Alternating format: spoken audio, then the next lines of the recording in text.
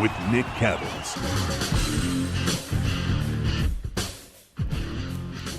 Well, Greg, we got a big trade to talk about in the NFL. This happened yesterday. It has to do with the quarterback carousel, as we know by now. Sam Darnold goes from the Jets to the Panthers. In return, the Jets get a 2021 sixth-round pick. And then next year, they get a second and a fourth. I just want your initial thoughts on this deal for each side. Yeah, Nick, I thought, look, for the Jets, they put themselves in this situation. Again, this is like what? The sixth consecutive first-round pick that they've, well, other than the two recent picks. So they still have the 2020 and 2019 first-round picks on their roster. Before that, none of them are on their roster. And I think 6 of them they traded away, or some of them they cut. Like, it's a pathetic sort of existence for the Jets in that regard. Not that I think they shouldn't have done this deal. I think they should have. You're at the number 2 overall pick. You know, you get to reset the quarterback contract mechanism, which I think is big for that franchise right now, and it's big for any franchise. So I don't think they could pass that up. Plus, I think Zach Wilson is a really good prospect, and I think he's better coming out than he's certainly better coming out than Sam Darnold was, even though I like Sam Darnold and I think he's a good player. And the second part of this is I love the move for Carolina. I think their options were dwindling very quickly in terms of what they could do with. It could be the top 3. The top 3 are going to be quarterbacks. Could be the top 4, whether that's by trade if you wanted to pay a ransom to go up. Or the Falcons, if I were them, I'm taking a quarterback there. They can't wait, even though I don't think they're going to do that. I think they're either going to trade it or they're going to make another pick there. But the Panthers were running out of real estate in terms of a quarterback. And Nick, I think we might have been the first people in the country to report, I think it was last November or December, that the Panthers were going to be very aggressive in the quarterback market. That most people thought, oh, Teddy Bridgewater signed there. He got a big contract. It's Teddy or bust. They just got to build up the rest of the roster.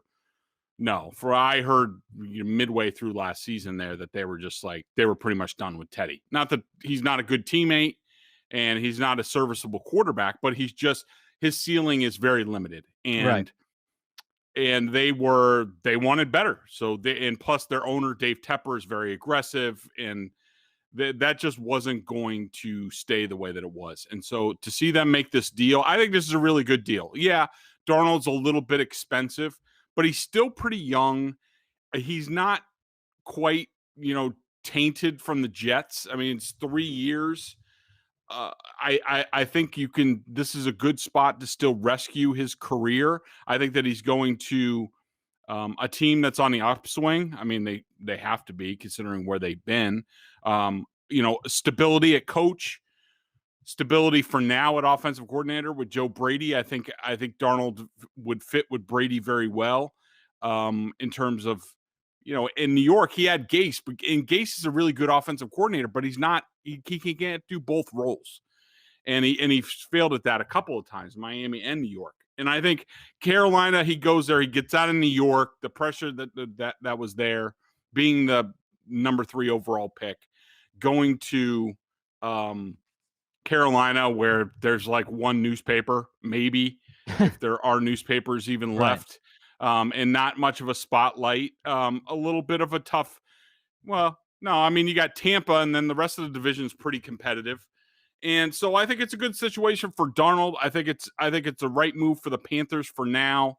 And the Jets, look, they had no leverage. Everybody knew they were going to take a quarterback. It's not like they could, demand a first-round pick for Darnold. That just wasn't going to happen. And so they had to make the best deal that they could. These teams have been talking for a while.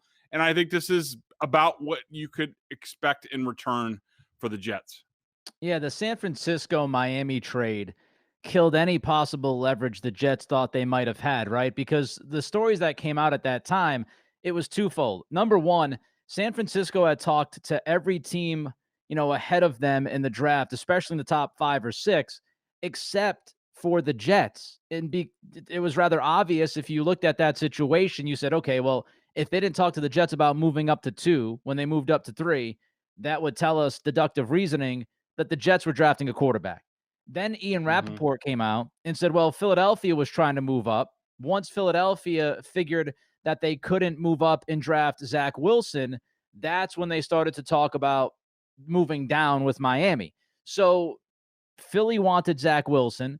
They knew that they had to get above somebody to get Zach Wilson, and they realized that at 3, they wouldn't be able to get Wilson. So if they made that deal with Miami, they weren't going to get Wilson. San Francisco didn't talk to the Jets because they knew that the Jets were going to draft a quarterback. So the writing was on the wall that Wilson was going to be the pick.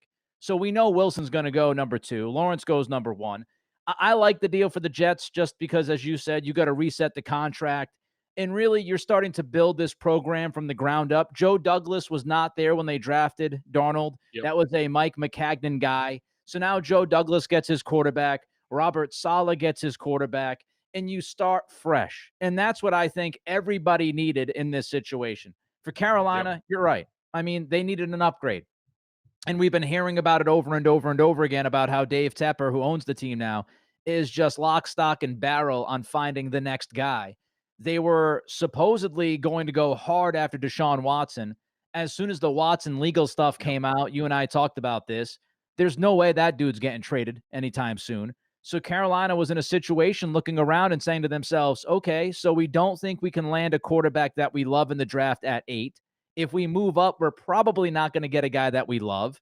So we're not going to do that. And Deshaun Watson is off the board. Russell Wilson is not even a thought, I don't think, at this point, because he wasn't on their list and other stuff like that, or they weren't on his list. So they looked at it and said, here's the best we can do. So let's bring Darnold in. Let's surround him. He's got Run CMC. He's got Robbie Anderson. He's got DJ Moore. I would not be surprised if Carolina used that 8th pick to draft a skill position player to further solidify that, or maybe they draft offensive line.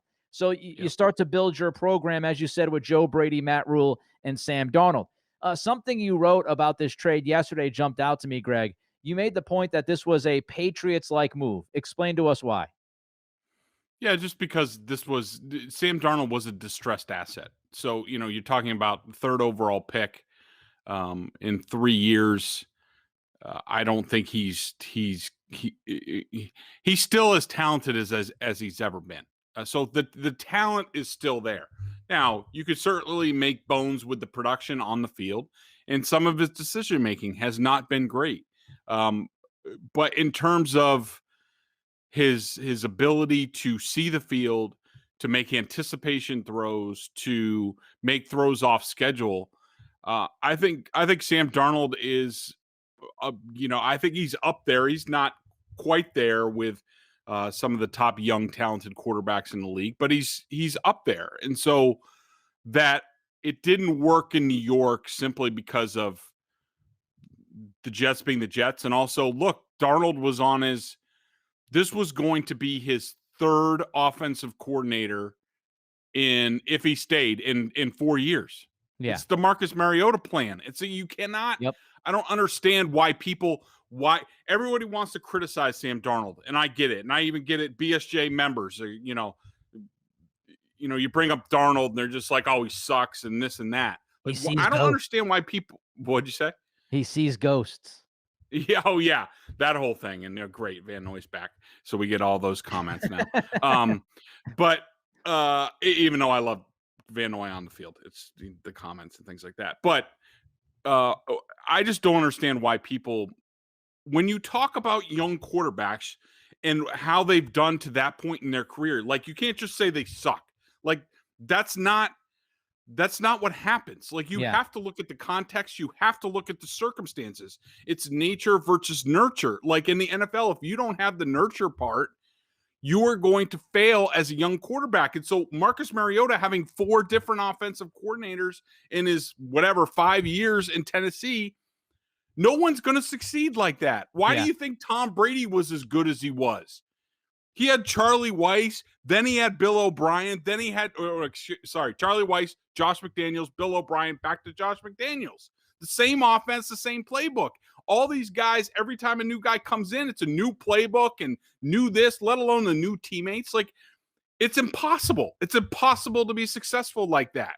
And so you look at all the good quarterbacks, they've had stability. Aaron Rodgers, why did he become Aaron Rodgers? He had Mike McCarthy in the same playbook the whole time.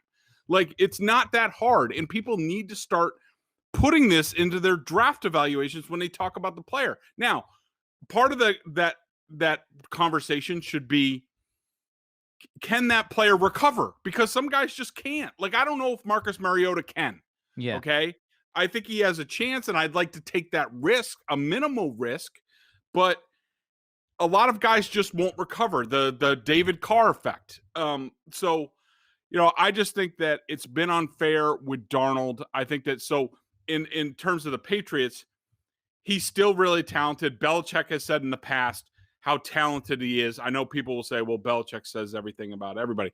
But that's not true. Like, Bill's not going to lie in a press conference. Like, he'll talk up a team and say they're playing really hard or this or that. But when you ask him about individual players and he gives an assessment, most of the time he's pretty honest with his comments. And he has been, over the years, he's been very complimentary about Sam Darnold, and he's not lying. Trust me, I've seen every Jets-Patriots game during his career. I've seen a lot of other Jets games on film preparing for those games. And I'm telling you, Sam Darnold makes some of the best high-level throws in this league. It's just he doesn't make them as often as some of the other guys, and he has the mistakes that you have to eliminate. I think he's a legitimate franchise quarterback. Whether or not it works out, we'll have to wait and see. I totally agree with you about the Jets and how they handled him. They really wrote a how-to book on how to screw up a franchise quarterback after you draft him in the top 3. I mean, they brought in Adam Gase, who was an unmitigated disaster. Mike McCagnon and Gase weren't even really friends with each other. That was a messy situation. Then Gase had the power for a couple of weeks, and then they brought in Joe Douglas.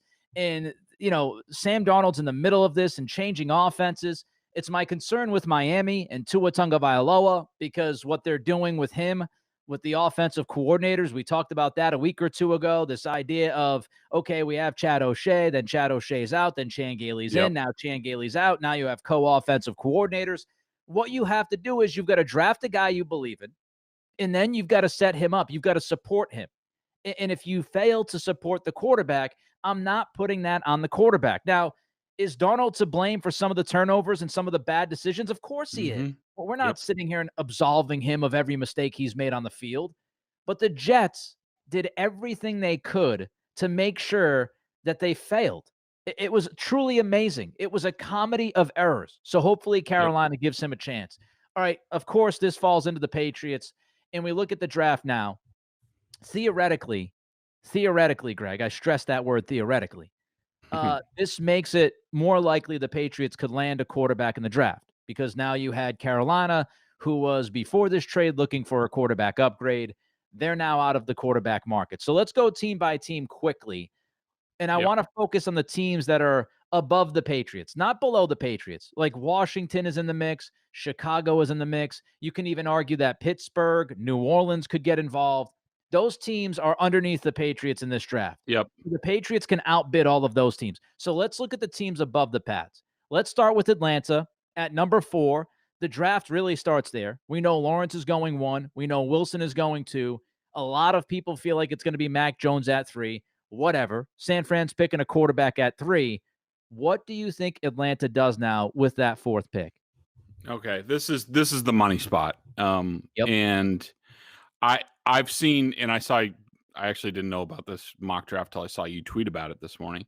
But so in Daniel Jeremiah's mock draft, a guy who I have a lot of respect for, I do too, as a former scout, and he talks to a lot of people in the league. He has the Falcons with Trey Lance. Another mock draft that I saw today, Mike Tannenbaum, the former Jets GM and Needham native, mind you, he had Justin Fields with the Falcons at number 4, even though, look, I have a lot of respect for Mike. And he's really good with the cap, and he's really good with other things. I don't think he's much of a personnel guy when left to his own devices. you know, mostly because I remember, and this is as clear as day, because and this just told me what Mike values, and it's the wrong things compared to the Patriots. I remember a quote that he said, we're in the talent acquisition business. Yeah. That's not true. That's fundamentally incorrect. You are and this is straight out of Bill Belichick, we're in the team building business. You're in the team building. It doesn't matter. You can collect all the talent you want, but if you don't build a good team, then it's not going to work, which is why it didn't work long term in New York with the Jets. But, I think Mike's a hell of a cap guy and sort of a bigger picture guy in terms of the personnel department. And I think he'd be great in that role for a lot of people, just not deciding on personnel. But anyways, so those are two mock drafts that have the Falcons with the quarterback at 4. That's what I think they should do. I think, look, looking at Matt Ryan, what they did with his contract, Matt Ryan is probably there for 2 more years. Yeah. Probably. He's certainly there this year. Next year, we'll see. Now, I think he's just not the long-term guy there. Okay. He's just not at his age. So he's soon going to be 36. I don't think anybody would accuse him of being Tom Brady in terms of his longevity. And also, look, quite frankly, he's not that great under pressure. Like he did too many turnovers. Like, how many times do the Falcons have to watch the same movie over and over again? I think they need to get the quarterback, but here's the thing, Nick. Arthur Smith is now their coach, the former Titans offensive coordinator. He runs a very conservative under center, play action, pass game. We saw it with Tannehill. It's the reason why Tannehill was successful outside of Miami. And I could see him falling in love with Matt Ryan and being like, we don't need to get a quarterback. I got Matt Ryan for at least 2 years. Then we could do something else down the road. We don't need that.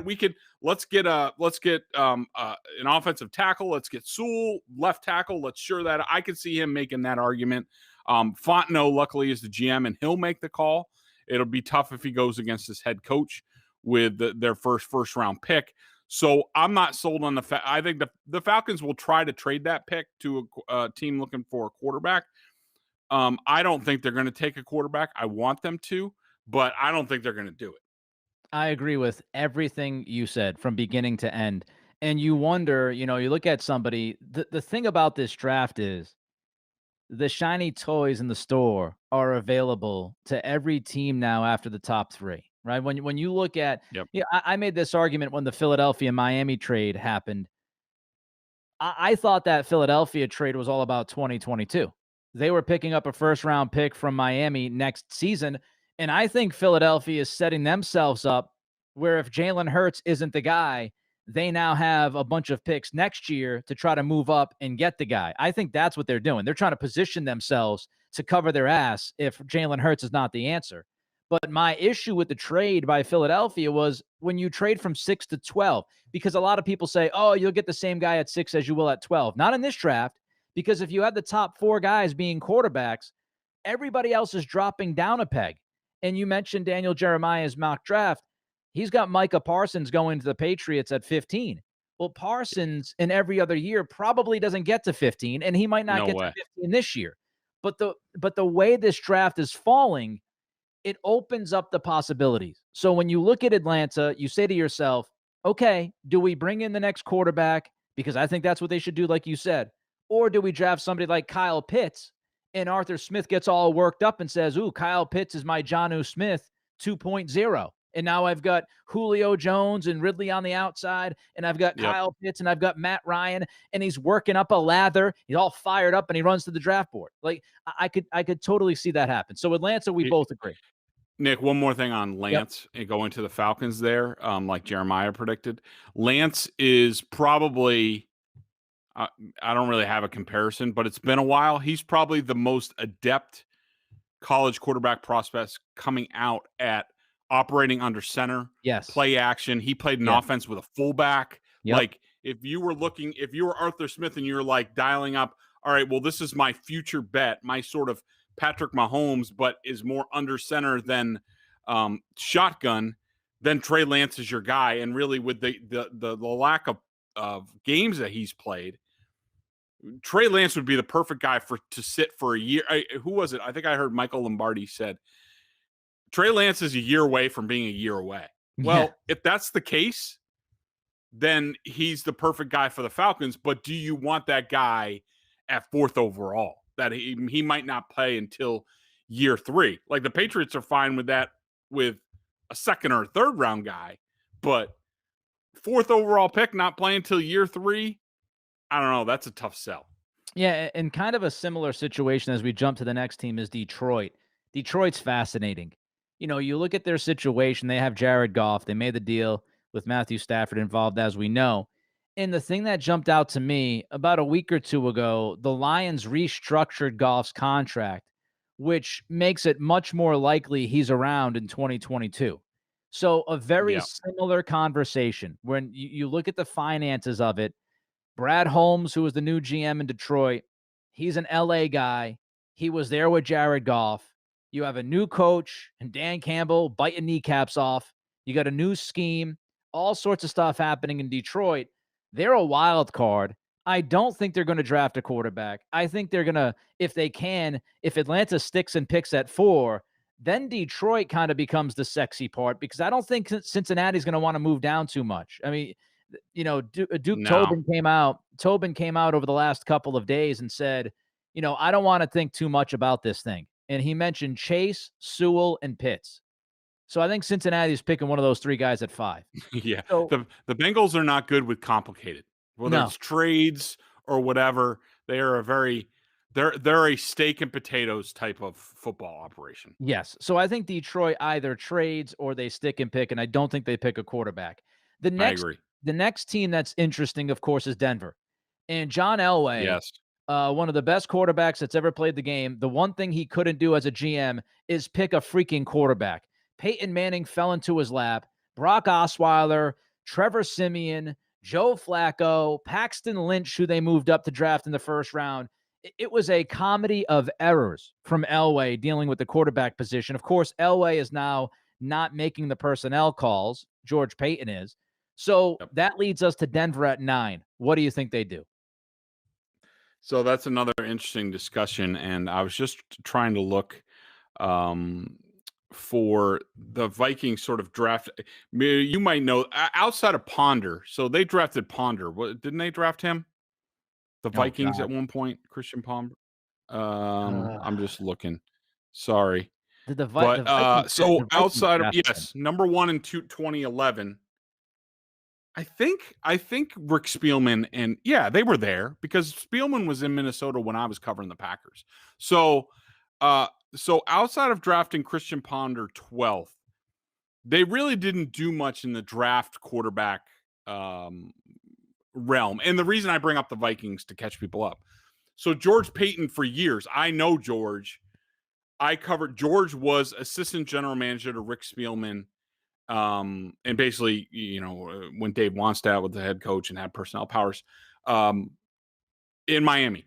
So, and when Rick Spielman got the general manager's job in Minnesota, George Payton went with him, and he's been his top lieutenant there for years. So these guys are going back, you're not talking, about 20 years these guys have been working together. Now, I bring that up because I understand the way that Rick sort of thinks about things, and he's very transactional. He's very black and white. Now, I know George, but I just don't know how different from Rick he is as a GM in terms of how he views things. I'm just telling you, in terms of the way Rick Spielman would handle this, he would not draft a quarterback here. He would go best player available, and he would more look to a quarterback in, say, the 2nd or 3rd round to get competition for Drew Lock and to see what happens down the line. Like, I just remember, after Dan Marino, what was interesting is that Rick Spielman, so they had Jay Fiedler, and they went to Jay Fiedler, and Jay Fiedler was really good. I mean, he really was for what he did and what the Dolphins had. But after that, to bring in competition, I just remember Rick Spielman was so gung-ho and so all excited about how he did all these studies and he did all these analytics and blah, blah, blah. And you know what all his research spit out? A.J. Feely. and they traded a second-round pick to the Eagles for A.J. Feely, and that was basically an epic disaster. So Cutting edge and also, analytics led to the Jay Feely. yeah, and so all of a sudden in Minnesota, they didn't really they tried the Ponder thing, it didn't work, and then what do? They signed Kirk Cousins for a bunch of money. Mm. And so I don't see them Twice. as I just don't see George unless he's fundamentally different from Rick, which is possible, but I doubt it after being 20 years and being on the same page. And I'm sure Rick never did any decisions without George. It tells me that they are not a first-round quarterback team, that they are more of a second, third round. Let's see what happens. Maybe we sign somebody in free agency down the line or something like that. But I just don't see them in for a quarterback, even though the Elway part might change this. And if Elway was still in charge, hell yeah, I'd say they might even trade up to 4 to get the quarterback that they want. You're just dying to try to find a quarterback, that guy, and he could never figure it out. Oh my God. All right, so the way this is working out is perfect for the Patriots. Yes. So right now we look at this. Top 3 quarterbacks off the board. Then you've got Atlanta. You and I agree that Atlanta does not pick a quarterback. They stay. They might trade, but they probably stay and pick there. Somebody like Pitts or Chase or Sewell. Denver, with your history with the people who are making the calls now in Denver, you don't think they go quarterback. Really, the next team that you might think about is Philadelphia. But as I just mentioned, I think they're kind of gearing towards 2022. Yeah, I think they're a year away. Yeah, I mean, if they wanted a quarterback, they're not trading out of 6. So you can take Philadelphia out of the mix, I believe. So now you're really talking Minnesota and New England. As far as teams up to the 15th pick, again, Washington could be uber aggressive and jump up and make a pick. Chicago could be uber aggressive, jump up and make a pick. But from, pick 1 to 15, you're looking at quarterbacks. The way this falls, you've got and they're going to have a shot at one of the last 2 guys. So, if it is, let's say it is Lawrence, Wilson, and who do you think San Francisco picks, Greg? Your best shot here. Jones? Yeah, I guess. I mean, I don't think he's the right fit for them, but I think that, I wouldn't draft Mac Jones at 3rd overall, but I think they will. Yeah. So if it falls that way, you've got Lawrence 1, Wilson 2, Jones 3. You're at the 14th pick.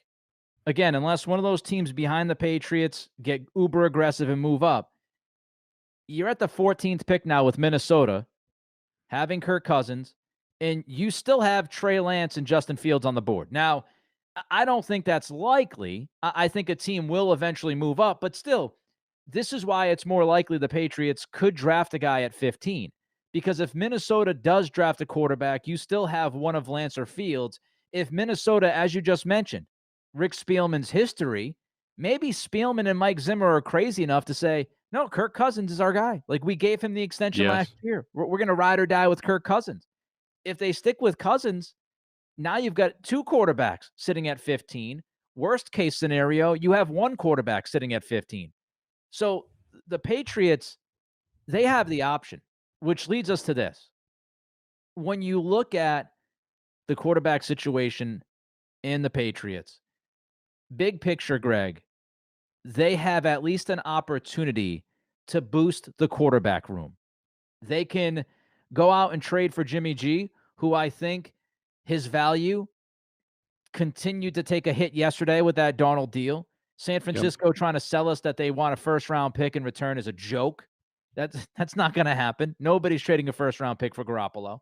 So you could argue they still could acquire Jimmy G. The Carolina trade makes Teddy Bridgewater available. Depending on who gets picked at 3, you could have one of Lance Fields or Mac Jones, or you can wait for a guy like Mills out of Stanford in the 2nd round. Kellen Mond, I saw Jim Nagy come out, the guy who runs the Senior Bowl. He said he's talking to teams. He said that Mills and Mond are both jumping up draft boards. That would go along with the intel you gave us months ago. You go back 2 months ago, you said, and you were the first guy I heard say it, and I'm not blowing smoke up your shorts, but you said a couple of months ago, hey, the Patriots, they think this draft is much deeper at quarterback than the pundits are saying. Everybody's saying this is a 4 or 5 quarterback draft. The Patriots see value in the depth at that position. And then Yep. now we've got Mills and Mond being talked about. Very interesting. Kyle Trask also could be involved. Jeremy Fowler of ESPN says that the Saints like Kyle Trask maybe in the second round. So you have a lot of options to upgrade the quarterback room. What do you think they do? Do you still stand by what you've said, Greg? Do you still think they stay and they end up maybe moving down from the 15th pick and picking up assets? Now that the Darnold deal has been made, we've kind of gone through our own mock draft here with the quarterback position. Jimmy G, Teddy B, Lance Fields, Jones, Mills, Mond, Trask, Greg Bedard, Nick Cattles. What do you do if you're the Patriots? Well, a couple things on that. Number one, I think, especially Chicago and but also Washington. So Washington's at 19, Chicago's at 20. Yep. Chicago has Matt Nagy and Ryan Pace, who, look, they're on their last legs. Like, if you're in their position, you're selling out for a quarterback. You just are. You're jumping up. And it depends how far they think they need to jump. And so I think that the Bears for sure are going to they didn't sign Andy Dalton is not their starter for next year or ideal situation. It's just not. So they are going to jump up. Washington, I can't see them being, who do they even have? Who's their starter Ryan Fitzpatrick. Oh, yeah. I mean, it's the same situation as, with Andy Dalton. Those two teams are trying to figure out where they need to go. And it could be, look, I'll give you two scenarios. The Patriots get passed by those two teams, which is fine. I think they're fine with that. Ideally, I think they want one of them to jump up to their spot. They should be like, well, we're going to – and wait for the reports to start coming out that the Patriots are serious about taking a quarterback at 15 should they drop. Or they might even trade up a little bit. Where really, I think they would be ecstatic being on the clock. This is going to happen, Nick. Being on the clock and at least one of the quarterbacks, if not two of the quarterbacks are available to them. And what are we here? New England has traded the pick.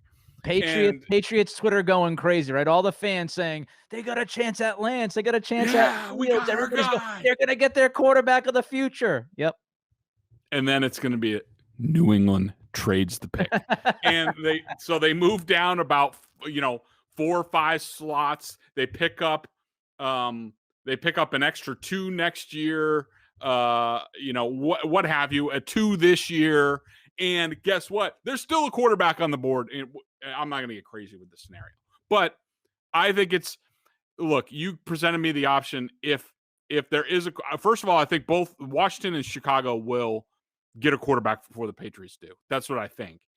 And even if the Patriots are on the clock and they can't trade out and there's a quarterback, I don't think they take it. I think they take a top prospect, like you said, that they normally don't have a chance at, like a Micah Parsons, who maybe, since this discussion has gone on for a while, maybe it'll be for Thursday, where we talk about, let's look at the 2022 depth chart to talk about where this team is going, because that's what you really need to do when you talk about the draft. We'll talk about that next time, but you have to factor that in, what the depth chart looks like. Who are the free agents in 2022? How much are they already committed in terms of cap space for 2022? And I think that leads you to say they're taking best player available, hopefully a linebacker or a cornerback or an offensive tackle or something like that, because they're going to need one of those or all of them a year from now. Yeah, and you have your pick. I mean, that's why I think, we want – everybody knows where the Patriots are in the quarterback room. Now, I would love for them to draft Trey Lance. I would. I would love for them to take a swing at Lance because of his ceiling, and I think if you draft him at 15, then you could kind of explain it away, saying, hey, listen, he had some top quarterback traits. He was somebody who we thought could grow into the offense. As you said, he's used to playing under center. He's used to playing in play action. He's used to having a fullback. Those are all elements of the Patriots offense. So I wouldn't mind having him as the guy that goes 15. But you also should look at some of these very good football players that are on the board. And I don't want the Patriots to pick a quarterback just because I want them to pick a quarterback. I want the Patriots to pick a quarterback because they actually believe that guy can be the guy. And if you don't think that guy can be the guy, then pick somebody else who can be the guy at another position. So you have Yep. guys like Patrick Surtain. You've got Caleb Farley. You have also Parsons, as you mentioned. There are players in this draft that in other drafts would be top 10 picks that are probably going to fall to 15. And so you have a chance to land an elite player if you play your cards right. You Yep. also have a situation, which you mentioned, that they can move down. And because of how this draft falls, the idea of moving down makes a lot of sense too, because that player that you're targeting, whether it's a quarterback or somebody who plays another position who could be an elite guy, that's going to drive the price up. And so the Patriots are in a great position right now. And it goes back to what we mentioned during free agency. With all of those deals they made, they have primo flexibility, which is what Belichick loves. They love flexibility. And now you could argue they could move up and draft a quarterback. You can argue they'll stay and select somebody like Micah Parsons, or they'll put their 15th pick on the block and say, best offer gets it, or we're just going to stay and pick a guy like Micah Parsons. We don't have to move. So you have to buy us into this idea to move down. You've got to make it worth our while because we can stay here and pick somebody like Parsons. It sets up perfectly, I think, for Belichick. What he does with it, of course, is the ultimate answer as to whether they did the right thing or not. Yep. Let's move on to the BostonSportsJournal.com member question of the day. For $39.99, 11 cents a day on their annual plan, not only do you get top-notch analysis of all the Boston pro sports, but if you're a Patriots junkie, membership at BSJ gives you access to a ton of video analysis Bedard does on the coach's film and direct access to him in weekly chats. Laura has a question for you, Greg. So I'm a little Laura's confused. one of our best members. She's always peppering me with questions. Good They ones love you, too. Laura. They love you. So, Greg, I'm a little confused about why the Patriots wouldn't want to do a deal with Carolina for Bridgewater if neither Jimmy G nor, I like the neither nor, good job, presumably Minshew ever shook free. I mean, Bridgewater might look like the second coming of Johnny Unitas compared to Cam Newton. Yeah, and that's something that we didn't get to, so now we get to it in the question, which is the offshoot, which is I think there's a report that Bridgewater's been given permission to seek a trade. Yes. Yep. And would the Patriots have interest? I think the Patriots would have interest probably once they see what happens with the draft. Maybe they don't take one in the first round. Maybe the guy that maybe somebody jumps up and takes the apple of their eye, whether it's Kellen Mond or Davis Mills, is if that's even his first name. I'm not even sure. But but say somebody jumps up and takes them and they don't get the guy that they want. I don't think they're going to panic. And maybe they look at Teddy Bridgewater and say, all right, well, we can have a competition with Cam, and at least, Cam might be able to handle that a little bit more better than sitting behind a youngster or, what have you. But number one, Bridgewater has to change his contract. I mean, Yep. There's no way in hell they're bringing him for $17 million this year and $20 million next year. He's got to take the Cam Newton deal. Like it'll be like the tight ends, like Johnny Smith and Hunter Henry. Like, yeah, we'll sign both of you, but you're both taking the same deal, other than Henry's, 1 year shorter. And so that works out. But look, here's the deal with Teddy Bridgewater. And I love Teddy. Teddy was a guy I did a Sports Illustrated story on when I was there. When he was coming out, I went to watch him play in person and talk to a lot of people around the Louisville organization. I love Teddy's intangibles, and he is a great leader. Teammates respond to him. He studies like nobody's business. He's great. He's just very limited athletically, and he's very limited as a thrower. And he's especially, Nick, and this is the key part to this. He's limited physically in how well he can operate the Patriots system. Like the Patriots system is a lot of quick decisions, quick throws, what have you.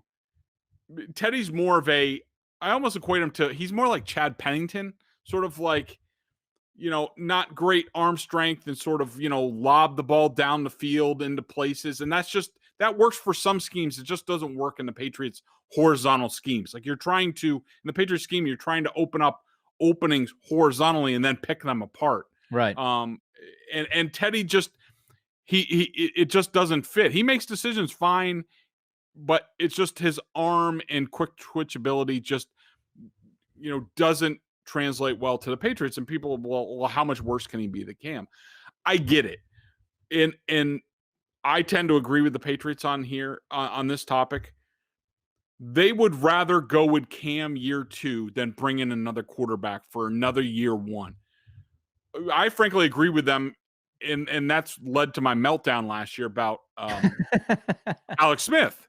Because I'm like, no, I'm not doing that. And this was before Cam sort of fell off the table. Like, really, if people want to get serious about this, Cam threw about the middle of the season, maybe a little bit further. Cam was an average NFL starting quarterback for most of the season. And then he sort of fell off a table. Now, why that happened, I don't know. And that needs to be addressed. But I'm not going through, at least Cam Newton knows how to get to Gillette.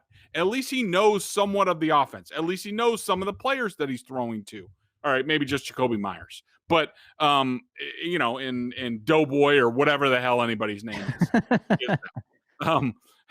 Whatever he said in that podcast. We got Doughboy. We got Mama's Boy. We got, so I don't, he has his nicknames. But the Patriots just don't want to go through that again. I don't want to go through that again. I don't want to get into week 4 and hear people say, well, he didn't have much practice time and he doesn't really know his team. No, I'm not doing that again. I'm just not.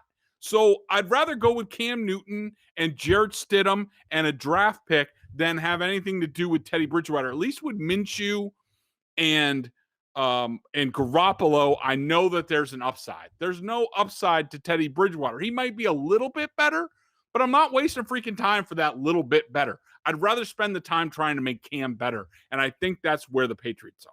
Here's the biggest takeaway from everything that's happened over the past couple of weeks. San Francisco-Miami trade, Philly-Miami trade, of course, the trade yesterday involving Sam Darnold. The Patriots today, in my eyes, have a much better chance to upgrade their quarterback room than they might have had just a few days ago. And some people see it opposite. They think they have less options. I don't, because I think the guys that the Patriots have been looking at are on the board and teams are dropping off. And I think that's good news for the Patriots. I think if you want them to upgrade their quarterback room, again, they've got options. Jimmy G, Teddy B, 1 or 2 of the rookie quarterbacks that are seen as first round picks could drop to 15 to them. They have other options in the second round as well with, Mills and Mond if one of those quarterbacks are their guy. So if you want the Patriots to upgrade their quarterback room, they'll have the opportunity to do so.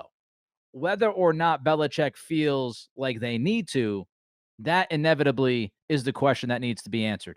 He's Greg Bedard. I'm Nick Cattles, the Greg Bedard Patriots Podcast with Nick Cattles. Subscribe, rate, and review. We'll talk to you later this week.